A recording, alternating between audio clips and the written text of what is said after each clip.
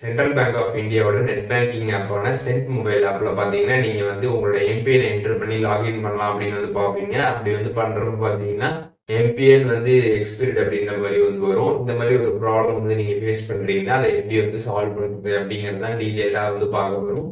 பார்க்கறதுக்கு முன்பாக சேனலை சப்ஸ்கிரைப் பண்ணிடுங்க, பெல் ஐக்கானை கிளிக் பண்ணி ஆல் அப்படின்றத செட் பண்ணிடுங்க.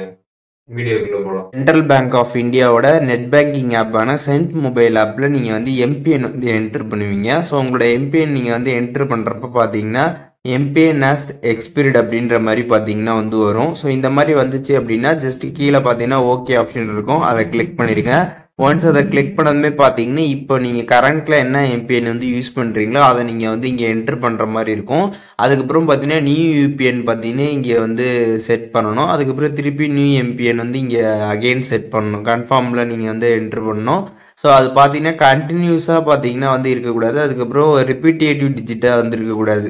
கீழே எக்ஸாம்பிள் கொடுத்துருப்பாங்க. ஸோ அந்த மாதிரி இருந்துச்சுன்னா உங்களுக்கு எம்பிஎன் பார்த்தீங்கன்னா செட் ஆகாது. அதனால் பார்த்தீங்கன்னா கரெக்டாக இதில் இல்லாத மாதிரி டிஃப்ரெண்ட்டாக வந்து நீங்கள் எம்பிஎன் வந்து செட் பண்ணிட்டு சப்மிட் கொடுத்துருங்க.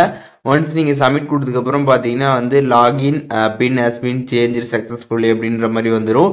அதில் ஓகே கொடுத்துட்டு அதுக்கப்புறம் திருப்பி நீங்கள் வந்து எம்பிஎன் போட்டு இப்போ நீங்கள் லாகின் பண்ணீங்க அப்படின்னா டேரெக்டாக பார்த்தீங்கன்னா உங்களோட சென்ட்ரல் பேங்க் ஆஃப் இந்தியாவோட அந்த நெட் பேங்கிங் ஆப் பார்த்தீங்கன்னா வந்து ஓப்பன் ஆகிடும். ஸோ இப்போ எக்ஸ்பிரியான சென்ட் மொபைல் ஆப்போட எம்பிஎன் எப்படி வந்து ரீசெட் பண்ணுறது அப்படிங்கிறத டீட்டெயிலாக தெரிஞ்சிருப்பீங்கன்னு நினைக்கிறேன். இதில் எதுவும் டவுட் இருந்துச்சுன்னா கண்டிப்பாக கமெண்ட்ஸில் மென்ஷன் பண்ணுங்கள், எல்லாருக்குமே ரிப்ளை பண்ணுறேன்.